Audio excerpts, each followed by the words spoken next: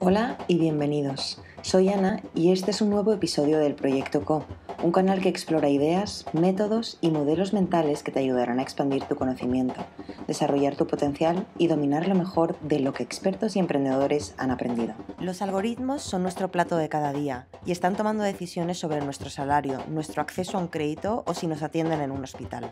Y en la mayoría de los casos no nos damos ni cuenta.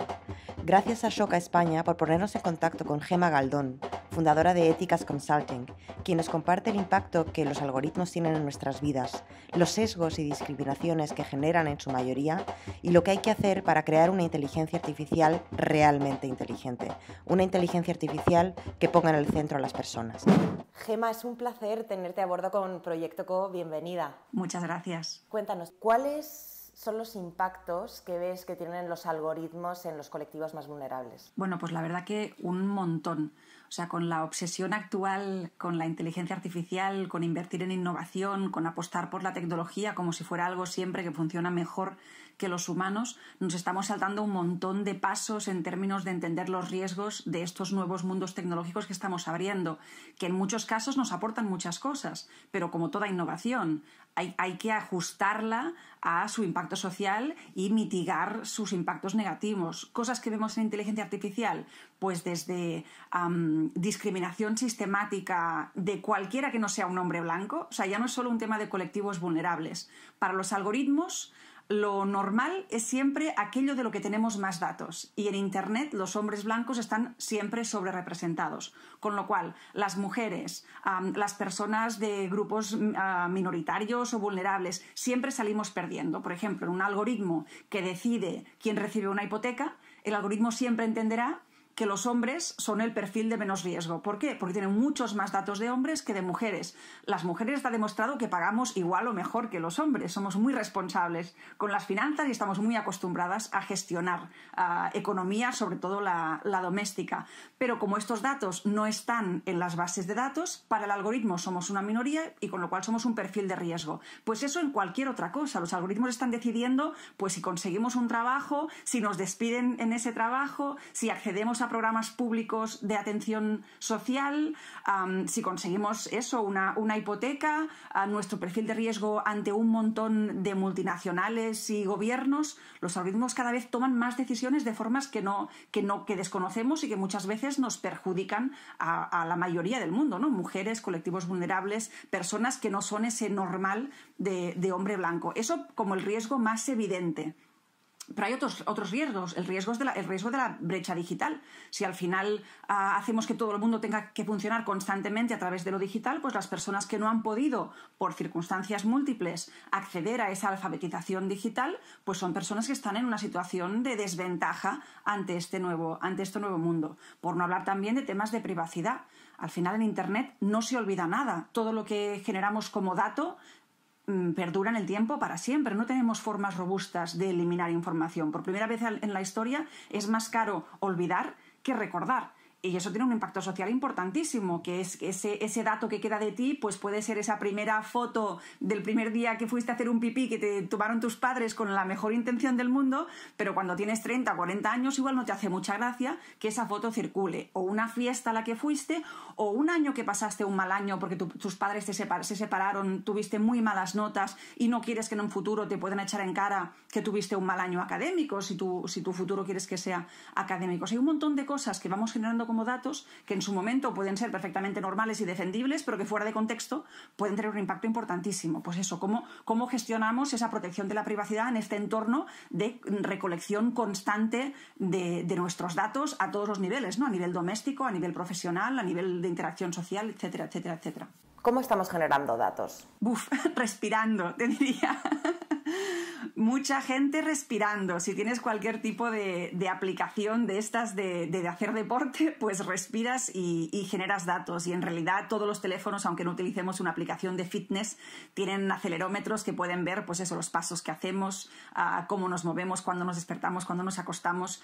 Generamos datos cuando hablamos por internet, cuando mandamos un mail, cuando interactuamos con nuestra familia a través de videoconferencia, cuando trabajamos y nos ponemos en contacto con cualquier cualquier persona. Cuando vamos por la calle y nos captura nuestra imagen o una cámara de seguridad o los dispositivos de otros peatones que están en ese momento grabando por cualquier motivo. Cuando compramos un billete de avión, cuando hacemos cualquier tipo de compra por internet. O sea, básicamente es muy difícil ahora mismo dejar de emitir datos. Vivir es emitir datos. Y eso está genial porque por primera vez tenemos un montón de información sobre dinámicas sociales que hasta ahora eran más difíciles de cuantificar, pero nos abre también, como decía, un montón de riesgos de cómo gestionamos de forma responsable esos datos, cómo tomamos decisiones responsables en base a esos datos y cómo aseguramos que al final la materia prima de esos datos, que somos las personas, pues estemos en el centro del interés de los sistemas creados para gestionar esos datos. ¿Y quién tiene estos datos? Pues un montón de actores. Lo que pasa es que la economía de los datos es una economía muy poco generosa. No crea ecosistemas. Siempre se ha hablado de los datos como el petróleo del siglo XXI y me parece una analogía terrible. Con datos solo gana el mejor. O sea, el ganador se lleva la partida. Es lo que dicen en inglés, es una economía de winner takes all.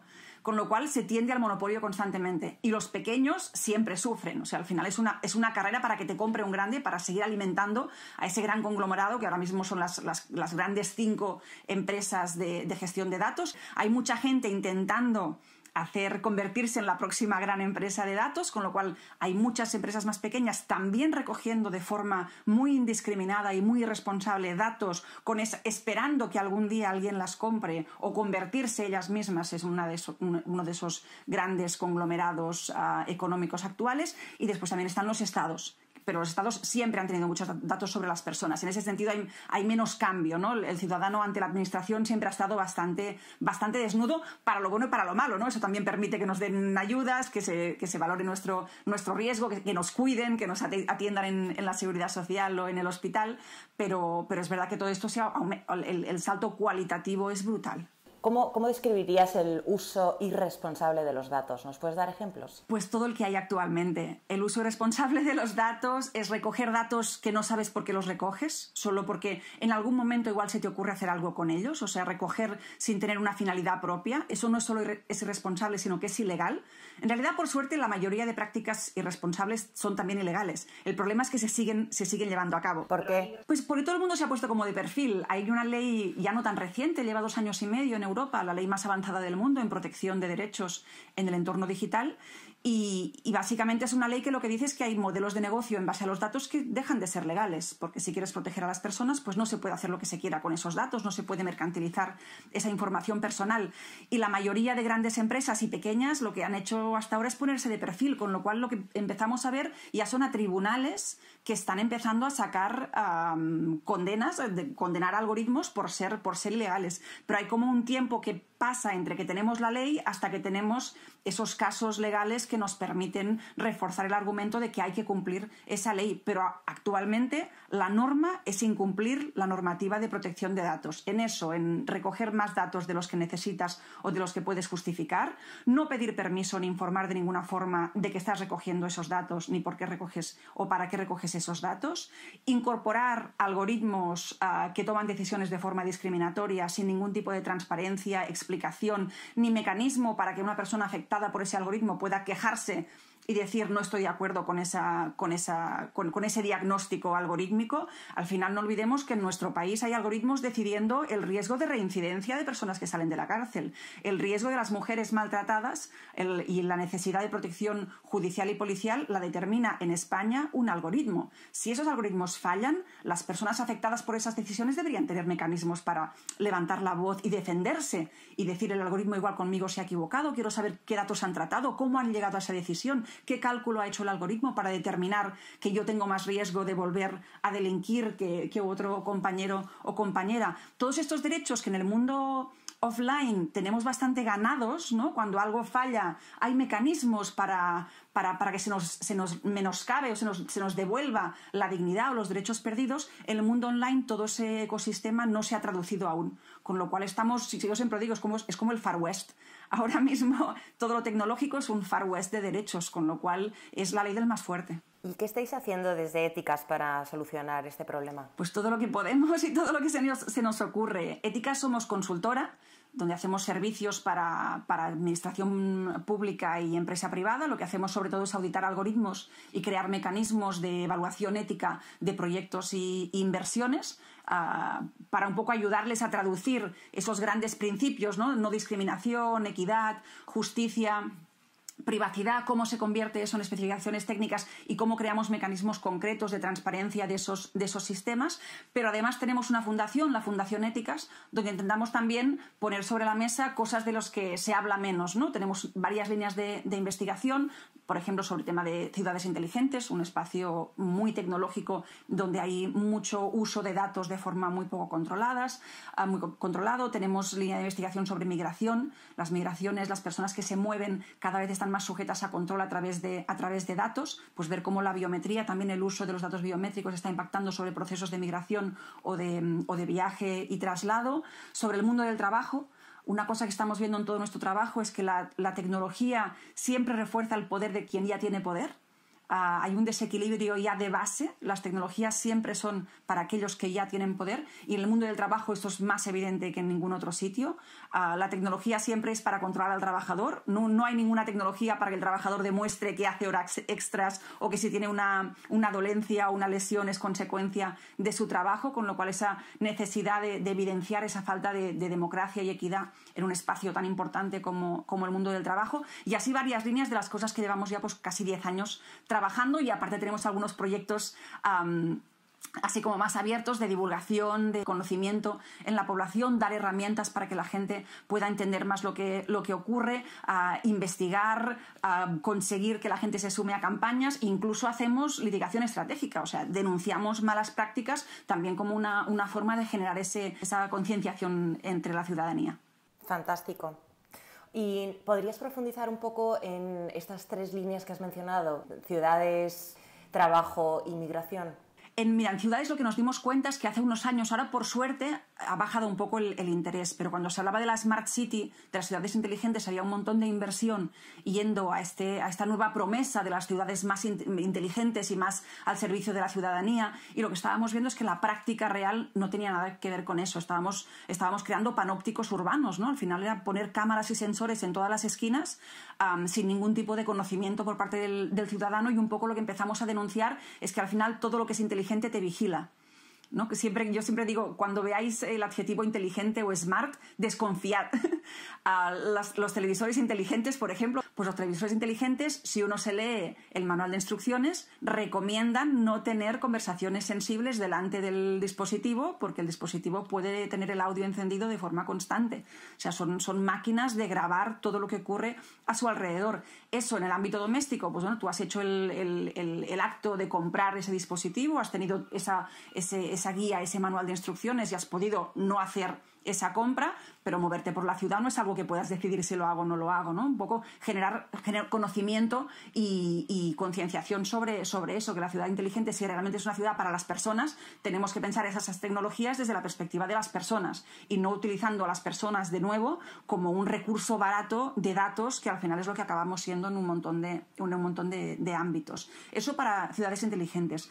Con migraciones es uno de los temas que más hemos trabajado con la Comisión Europea, con la Agencia Europea de Derechos Fundamentales, para evaluar el impacto de lo que se llaman Smart Borders, fronteras inteligentes, sobre los procesos de migración.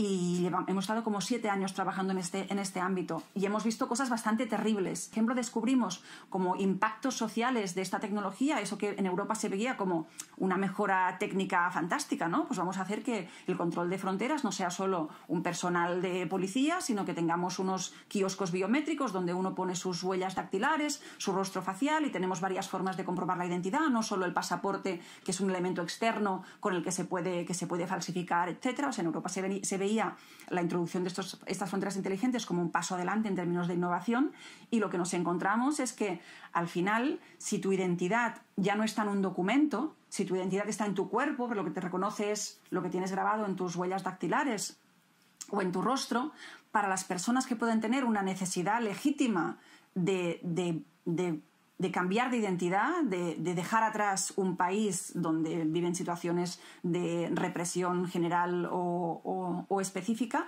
esas personas lo que estaban empezando a hacer es automutilarse.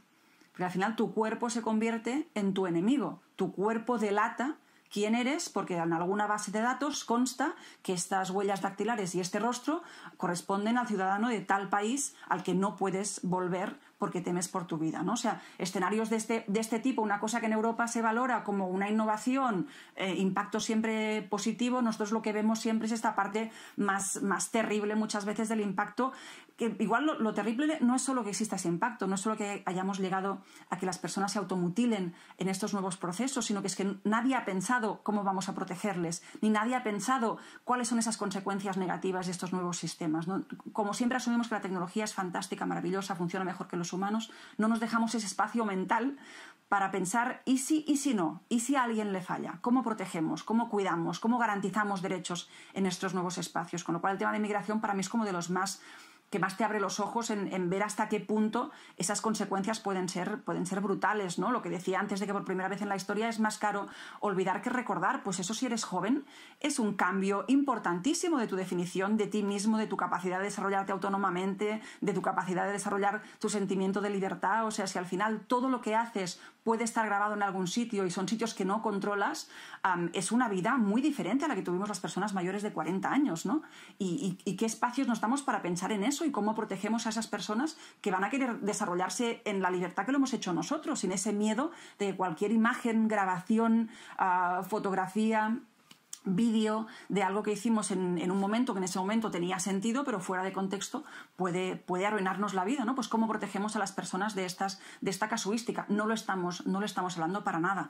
Y finalmente, en el ámbito del trabajo, de los ámbitos donde es más claro que la tecnología está sesgada desde el principio. O sea, no es un tema de que la tecnología no es nunca neutral. La tecnología siempre se desarrolla a petición de alguien y al servicio de algo. Y en el mundo del trabajo vemos clarísimamente cómo hay una disfunción muy grande en a quién sirven esas tecnologías, ¿no? Hay mucho potencial tecnológico para mejorar la vida de los trabajadores y se está trabajando en esta línea también, pero hay muchísimo más trabajo, muchísimo más oferta en tecnologías que lo que hacen es reforzar el poder de los jefes y de la empresa sobre el trabajador, ¿no? Entonces buscar también cómo la tecnología puede jugar un papel un poco ecualizador en ese espacio y cómo podemos instigar al desarrollo de tecnologías que también protejan derechos laborales. ¿Y qué se está haciendo? ¿Cómo se ha avanzado en este sentido? Pues poquito, se avanza, pero se avanza.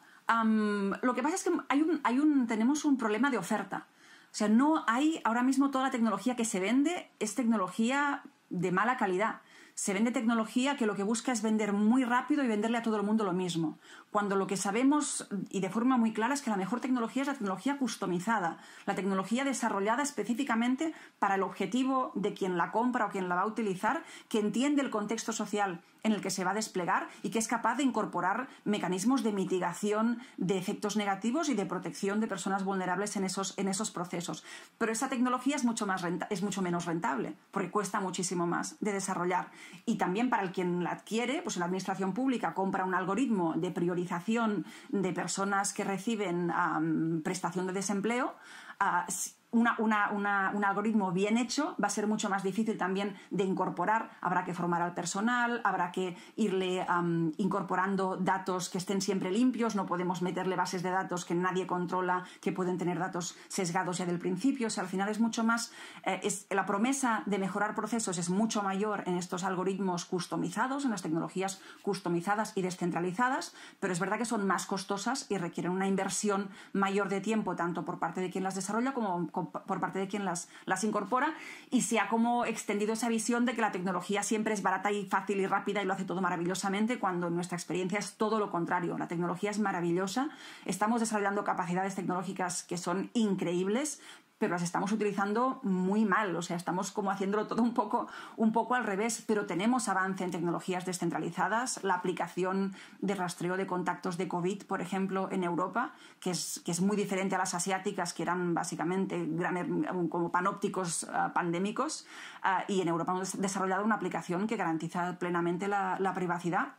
y desarrollada, liderada por una ingeniera española, Carmela Troncoso, que está en Suiza, o sea, un desarrollo que nos es muy próximo, pero que demuestra que tienes dos alternativas, ¿no? En tecnología, la alternativa de seguimiento total de la población por GPS, de control de cuándo vas al baño, de si sales de tu casa y de vulneración de todos los derechos fundamentales, o un sistema que lo que dice es: yo no quiero controlar a la ciudadanía con la excusa de una pandemia, yo quiero avisar a la gente de que ha estado próximo a alguien que ha dado positivo por COVID, y eso es lo único que va a hacer la tecnología, ¿no? Esa renuncia a como tienes un problema, te vendo una aplicación y aprovecho para robarte datos, es la dinámica habitual de la tecnología. Pero empiezan a haber ya como brotes verdes de tecnologías que llamamos pro-privacidad y tecnologías sobre todo descentralizadas, que ya parten de esa idea de la tecnología no es una excusa para captar datos, sino tiene que ser una herramienta para solucionar problemas.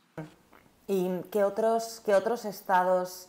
O sea, la mayoría de los estados a nivel mundial han optado por la versión china o por la versión europea? La europea es la más utilizada. Lo que pasa es que lo que hay es mucha descentralización. O sea, cada país ha hecho una aplicación propia. Tampoco son el modelo chino, han hecho su cosa. El problema es que esto no es interoperable.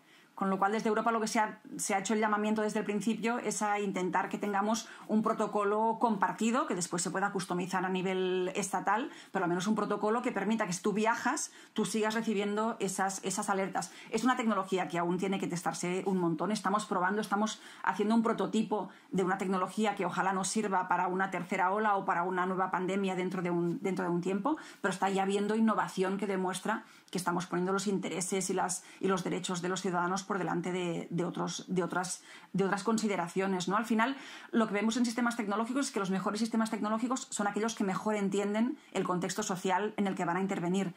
Y eso no lo puede determinar un ingeniero solo, ¿no? Los ingenieros no pueden codificar un mundo que no entienden. En ingeniería no te enseñan sociología. Con lo cual, al final, la mejor tecnología es la que es capaz de aprender de los informáticos, de los tecnólogos, de los ingenieros, pero que también incorpora pues desde gente con formación en temas legales, en temas de sociología, antropología, temas más sociales, que nos permiten precisamente combinar esa como capacidad técnica brutal que nos permite la inteligencia artificial con ese conocimiento muy específico del entorno social sobre el que va a impactar y cuyos datos va a estar trabajando. Y es de ahí del que salen las mejores tecnologías. Pero por desgracia hay muy pocas empresas que estén vendiendo algoritmos o tecnologías y que cuenten con equipos mixtos sociotécnicos. Eso aún es muy rara avis y es increíble porque es realmente la única forma de hacer buenas tecnologías. O sea, la tecnología desarrollada solo por ingenieros nunca podrá ser una tecnología que tenga impacto social porque son incapaces de codificar la complejidad del mundo, ¿no? Hay un ejemplo que para mí es muy revelador. En uno de los últimos accidentes de un coche autónomo, un Uber en Estados Unidos, en el proceso legal, judicial, posterior al accidente, porque una mujer fue atropellada por un coche autónomo, hemos conocido detalles de cómo funciona el algoritmo de los coches autónomos. Y gracias a ese proceso legal hemos sabido que los coches autónomos no están programados para identificar a una persona humana fuera de un paso de peatones. Que es brutal, claro. O sea, tú vas por la calle y constantemente hay gente cruzando fuera de un paso de peatones. ¿Por qué han dejado fuera esa pieza de información tan importante? Pues porque incorpora demasiada complejidad. O sea, al final la inteligencia artificial tiene unas capacidades bastante limitadas y gestionar un mundo complejo requiere una capacidad de improvisación muchas veces, de toma de decisiones que no has tomado nunca antes, que la inteligencia artificial no está preparada. La inteligencia artificial sirve para muchas cosas, pero también no sirve para muchas otras, ¿no? La inteligencia artificial, si tienes datos históricos muy constantes del pasado, en base a esos datos históricos tú puedes hacer proyecciones a futuro. Y por eso decimos que la inteligencia artificial predice, no hace predicciones. Lo que hace es, en base a lo que ha ocurrido, dice, pues si esto ha ocurrido en los últimos 20 años, lo más probable es que a partir de ahora ocurra esto. Pero siempre se nutre, se basa en esos datos históricos. ¿Qué pasa? Que de muchas cosas no tenemos tantos datos históricos. O cuando los tenemos, son datos sesgados, ¿no? Unos compañeros en Estados Unidos auditaron un algoritmo utilizado para priorizar a personas que van al hospital, que acuden a urgencias, y lo que descubrieron en la auditoría de algoritmos es que el algoritmo lo habían diseñado en base a datos económicos. O sea, la priorización se hacía en base a gasto en el pasado. Es decir, una persona como tú en el pasado nos ha venido con estos síntomas y con tu edad y con tu género, etcétera, etcétera, y nos ha costado $1 millón. Pues pasas al principio de la cola. En el pasado, alguien como tú con tus síntomas nos ha costado $10. Pues te puedes esperar hasta mañana. ¿Qué descubrió esa auditoría? Pues que ese algoritmo estaba muy mal diseñado y que no estaba diseñado con criterios médicos, porque hay un montón de dolencias. Piensa, por ejemplo, un ataque al corazón. Pues o te atienden inmediatamente o te mueres. Y reanimarte es muy sencillo, pero te tienen que atender justo en ese momento. En cambio, alguien con un cáncer, por ejemplo, una patología más grave, más a largo plazo, pues será carísimo recuperarte y curarte y sanarte y requerirá muchísimo tiempo, pero da igual si te atiendo hoy o te atiendo mañana, con lo cual el algoritmo estaba tomando malas decisiones porque las tomaba en base no a criterios médicos, sino a criterios económicos. Pero es que además lo que vieron es que como los datos históricos de gasto en pacientes en Estados Unidos evidencia una discriminación sistemática de la población afroamericana, primero porque van menos al médico, porque desconfían de las instituciones médicas por motivos históricos y culturales. Pero además cuando van se gasta menos, se les trata peor, se gasta menos dinero en ellos. Lo que hacía el algoritmo era entender que la población negra tenía que ir al final de la cola, con lo cual estaba no solo capturando esa discriminación, sino reproduciéndola y agravándola, ¿no? Pues estos son el tipo de disfunciones que nos encontramos en los algoritmos, desde una mala definición de qué datos has utilizado y si realmente has utilizado los datos que necesitas, hasta no ser consciente de que los datos de la realidad muchas veces incorporan sesgos que no queremos reproducir, ¿no? Que precisamente la técnica nos permite mitigar esos sesgos. Pero para mitigar esos sesgos alguien tiene que hacerlo. La máquina sola no lo va a hacer. Al final, para cualquier ingeniero, el algoritmo perfecto es el algoritmo que reproduce fielmente las condiciones de la realidad. El problema es que las condiciones de la realidad son machismo y racismo, porque esa es la sociedad en la que vivimos y eso lo mitigamos de formas concretas dentro de los algoritmos o acabamos con sistemas técnicos que lo que hacen es agravar toda esta serie de disfunciones y discriminaciones. Total. Y tú, si pudieras elegir, o sea, si me pudieras recomendar a mí una ciudad donde vivir, un país en quien confiar de que va a respetar los derechos de los migrantes y un lugar donde trabajar, ¿qué me dirías? Yo te recomendaría, sin lugar a dudas, por el tema de tecnología, innovación y protección de derechos fundamentales en procesos tecnológicos, Alemania es el lugar al que ir, porque tiene una tradición histórica de respeto a la privacidad y un trabajo desde hace mucho tiempo ya con esa traducción de principios y derechos fundamentales a temas técnicos y además un ecosistema innovador súper interesante. Hay muchas iniciativas de correos encriptados o soluciones descentralizadas que vienen precisamente de Alemania, con lo cual creo que es el ecosistema legal y económico-social más interesante para trabajar el ámbito en el que yo trabajo. Vale, genial. ¿Y qué te gustaría? Yo me iría a Bolivia. Pero también porque yo trabajo mucho en América Latina y llevo con el confinamiento, dejé de viajar y me falta mucho América Latina. O sea, tengo un problema de que añoro mucho América Latina, me iría también a México y a un montón de otros sitios, pero es verdad que Bolivia es uno de los sitios que hace más tiempo que no estoy, que ha pasado un año muy terrible por temas políticos y parece que ahora el tema está más calmado y a mí el cuerpo me pide irme para América Latina a cualquier lugar, pero si pudiera elegir ahora mismo me iría para Bolivia. Y a descubrir también el ecosistema de ahí. O sea, al final lo que ves es que en tecnología hay mucha gente interesante haciendo cosas muy chulas en todo el mundo. Tenemos como nuestra forma de ver la tecnología nos lleva siempre a Silicon Valley, siempre a Estados Unidos, y eso hace que haya un montón de innovación súper interesante que no conocemos, no porque no sea buena, sino porque nunca ponemos la mirada sobre esos espacios, con lo cual descubrir innovación en lugares donde no te la esperas creo que es una de las cosas más interesantes y más como que más me animaría a moverme en este momento, y creo que América Latina es un espacio de innovación brutal, así que para allá me iría. Muchísimas gracias, Gemma. A vosotros. Esto es el Proyecto CO de Efecto Colibrí.